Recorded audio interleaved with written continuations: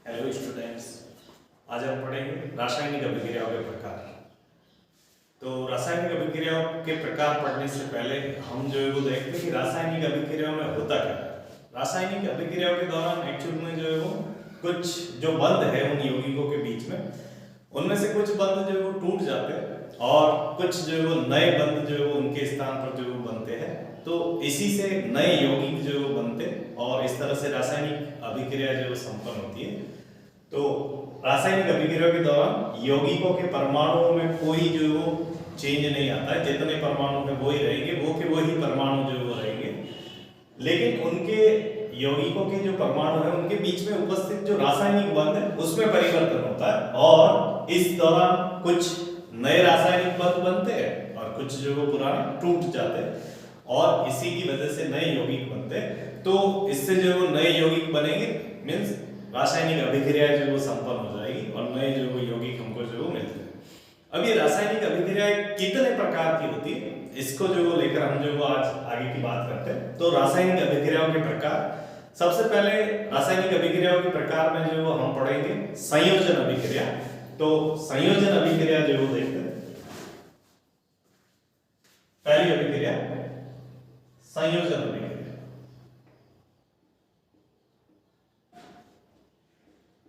संयोजन अभिक्रिया का ही दूसरा जो नाम है, इसको संयुग्मन अभिक्रिया भी जो वो कहा जा सकता है। संयुग्मन अभिक्रिया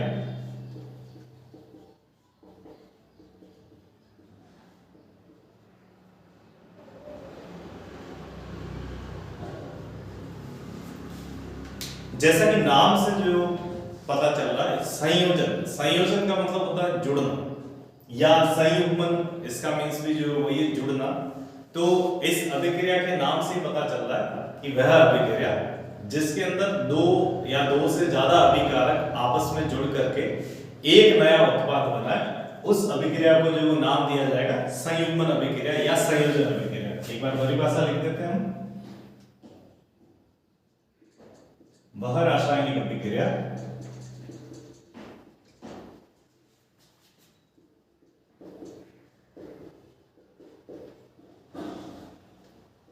जिसमें दो या दो से अधिक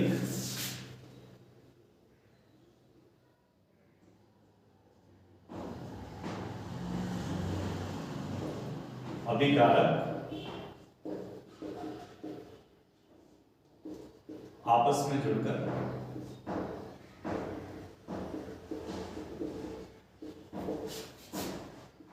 एक उत्पाद बनाए,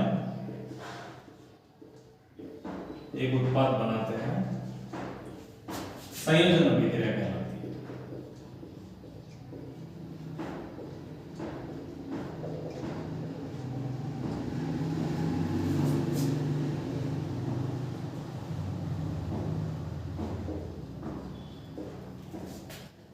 इसे हम इस तरह से समझ सकते हैं, जैसे कोई पदार्थ ए है हमारे पास और ये जो है वो बी अभिकारक के साथ में अभिक्रिया करता है और दोनों जुड़ करके एक नया उत्पाद बनाते हैं A B, A and B. दोनों के बीच में एक नया बंध जो बनने से दोनों जुड़ गए और ये नया उत्पाद बन गया ए बी। तो इस तरह की अभिक्रिया जो है वो कहलाएगी संयोजन अभिक्रिया। संयोजन अभिक्रिया के उदाहरण जो हम अपने दैनिक जीवन में भी कई सारे जो वो देख सकते हैं। इससे पहले पार्ट के अंदर हमने एक एक्टिविटी की थी जिसमें अपने मैग्नीशियम रिबन को जो वो जलाया था। तो मैग्नीशियम रिबन का जलना, मैग्नीशियम फीते का जलना, वो भी एक जो है वो संयोजन अभिक्रिया का उदाहरण है, जिसके अंदर हम जो वो देख सकते हैं मैग्नीशियम Mg,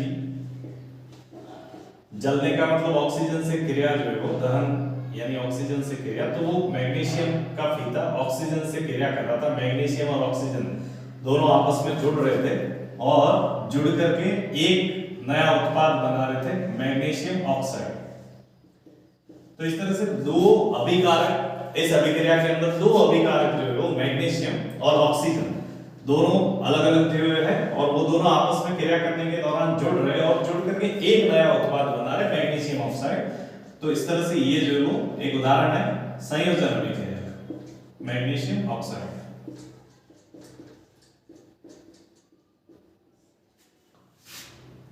इसी तरह से कोयले का जलना, उसको भी जो है वो हम ले सकते हैं संयोजन अभिक्रिया के उदाहरण के रूप में।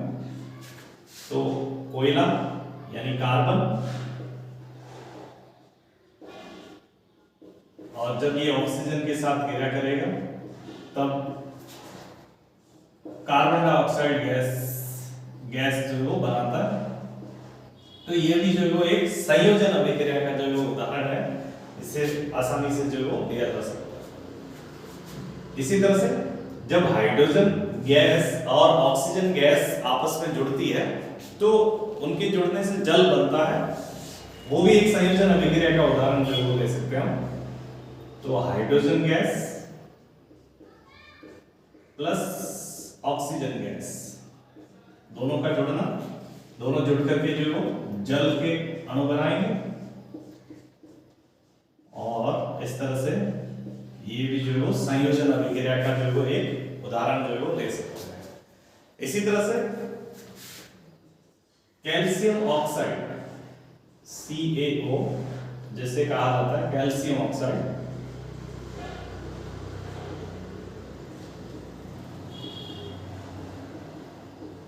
जिसे बिना भुजा चूना भी जो है वो कहा जाता है, बिन भुजा चूना।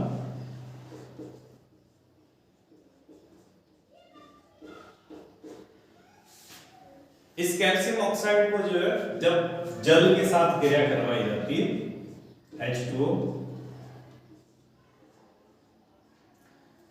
तब ये जो है वो कैल्शियम हाइड्रोक्साइड बनाता है, और इस दौरान ये दोनों जो है वो जुड़ जाएंगे कैल्शियम ऑक्साइड और जल, और बनाते हैं CaOH2, कैल्शियम हाइड्रोक्साइड जो है प्राप्त होगा, कैल्शियम हाइड्रोक्साइड।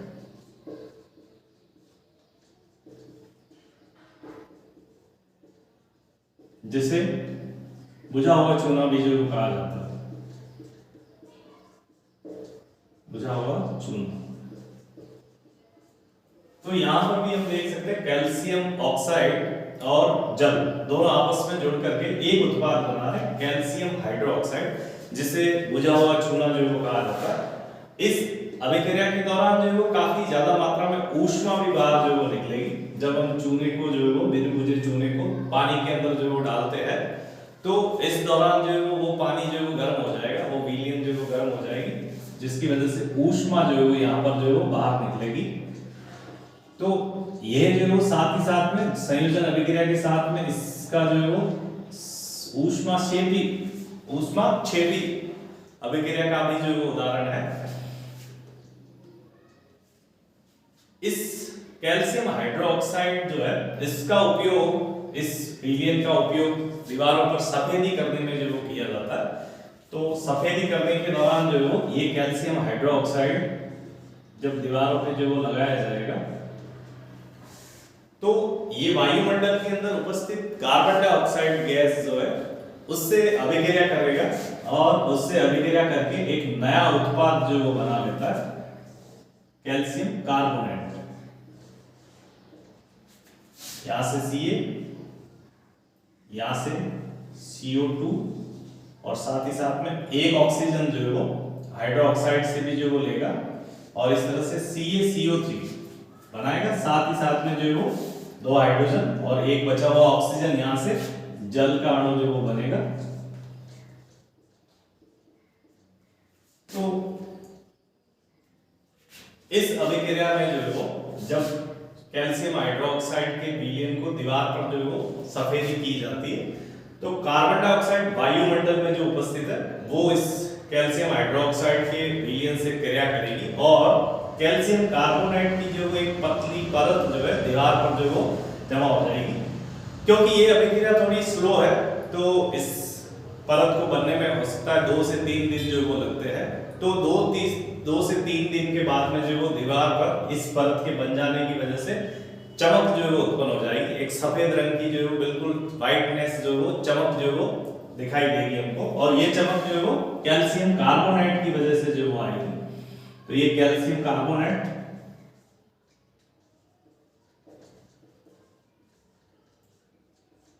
ये कैल्शियम कार्बोनेट मार्बल जो है उसके अंदर पाया जाता है। मार्बल का भी यही फॉर्मूला है, जो चौक यूज लिए जाते हैं बोर्ड पर लिखने में, उसके लिए भी जो यही फॉर्मूला है। तो ये कैल्शियम कार्बोनेट की परत की वजह से दीवार जो है वो सफेद चमकदार जो है वो दिखाई देती है। और ये प्रक्रिया 2 से 3 दिन में जो ये अभिक्रिया होने के बाद में ये चमक जो है वो हमको दिखाई देती है। तो ये सारे उदाहरण जो है हमने देखे। तो सारे उदाहरण के अंदर जो हमने देखा 2 अभिकारक या 2 से ज्यादा अभिकारक आपस में जुड़ते हैं और जुड़ करके एक नया उत्पाद बनाते हैं। इस अभिक्रिया को नाम दिया जाता है संयोजन अभिक्रिया। अब इससे जो वो आगे बढ़ते, अभी जो वो हमने उदाहरण देखा, कैल्शियम हाइड्रोक्साइड जल के साथ जब अभिक्रिया करता है तो कैल्शियम ऑक्साइड जल के साथ जब अभिक्रिया करता है तो कैल्शियम हाइड्रोक्साइड बनाता है और साथ में ऊष्मा जो वो देता है। तो ऐसी अभिक्रिया जिसमें ऊष्मा जो वो उसका उत्सर्जन होता है, इन अभिक्रियाओं को जो वो नाम दिया जाता है ऊष्माक्षेपी अभिक्रिया। तो ऊष्माक्षेपी अभिक्रिया के जो कुछ और उदाहरण से जो वो समझते हैं, इसका स्क्रीनशॉट आप लेना चाहे तो ले सकते हैं।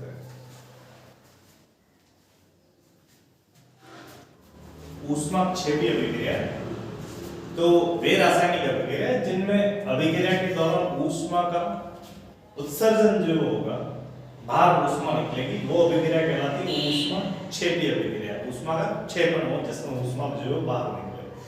जैसे उदाहरण कैल्शियम ऑक्साइड, अभी जो हमने बात की थी जब जो संयोजन अभिक्रिया पढ़ रहे थे, तभी कैल्शियम ऑक्साइड मींस चूना, जिसे हम जो बिन बुझा चूना जो वो कहते हैं, जब उसके अंदर जल जो वो डाला जाता है तो कैल्शियम हाइड्रोक्साइड बनता है, साथ ही साथ में जो ऊष्मा बाहर निकलती है। तो ये ऊष्माक्षेपी अभिक्रिया का उदाहरण। इसके अलावा कई सारे जो उदाहरण हम देख सकते हैं, प्राकृतिक गैस का जो दहन, वो भी जो ऊष्माक्षेपी अभिक्रिया।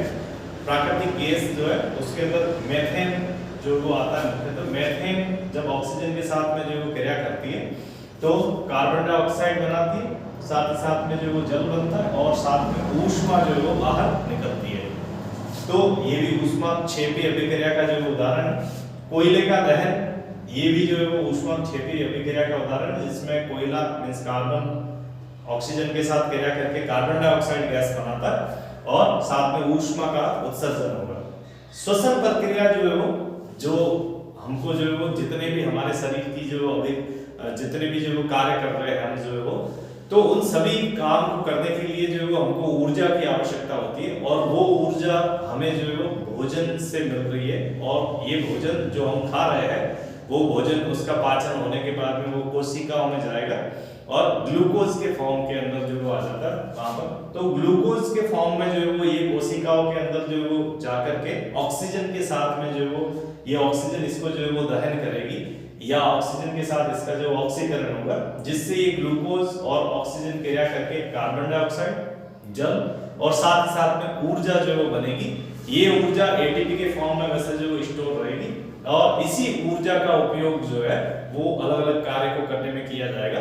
तो इस तरह से श्वसन प्रक्रिया जो है वो, जिससे ऊर्जा जो है वो बाहर निकल रही है, तो ये भी एक जो है वो ऊष्माक्षेपी प्रक्रिया का जो अभिक्रिया का जो है वो उदाहरण है। साथ ही साथ में जो सब्जियां, फल, ये जो अपशिष्ट पदार्थ है, इनका जो अपघटन होना या इनका वियोजन होना, अगर इनको हम जो किसी गड्ढे में डाल दें कंपोस्ट के रूप में, तो जहां पर इनका अपघटन होगा, वियोजन होगा, सड़ेंगे ये, तो उस दौरान भी ऊष्मा का जो उत्सर्जन होगा, तो वो भी एक ऊष्माक्षेपी जो प्रक्रिया है।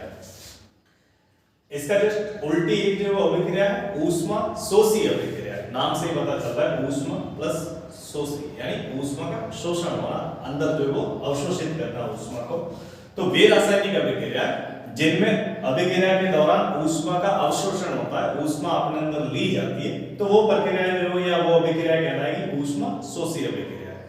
ऊष्मा शोषी अभिक्रिया के अंदर उदाहरण जो हम देख सकते हैं, जैसे हम अमोनियम क्लोराइड को अगर जल में घोले या ग्लूकोज जो है उसको जो अगर हम जल में घोले, तो जो विलियन बनेगा उसको जो वो छूने पर हम पाएंगे कि वो जल जो स्टार्ट में लिया था उसकी तुलना में वो ज्यादा जो वो ठंडा रहेगा।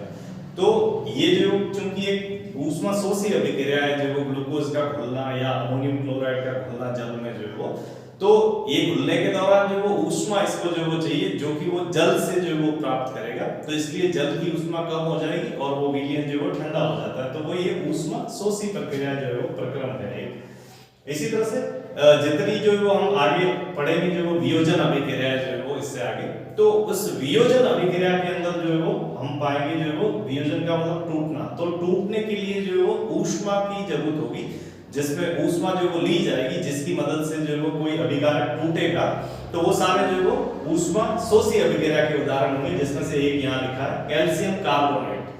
कैल्शियम कार्बोनेट को जब गर्म किया जाता है, ऊष्मा उसको दी जाती है, तो ऊष्मा से ऊष्मा पाकर के ये जो कैल्शियम कार्बोनेट दो उत्पादों के अंदर जो वो टूट जाता है, calcium oxide plus carbon dioxide. तो इस तरह से जो वो ऊष्मा की मदद, यहाँ पर ऊष्मा ली जा रही है, अंदर जो वो अवशोषित की जा रही है, जिससे ये जो वो दो प्रोडक्ट में जो वो टूट रहा है। तो ये ऊष्मा शोषी अभिक्रिया के उदाहरण जो हो गए।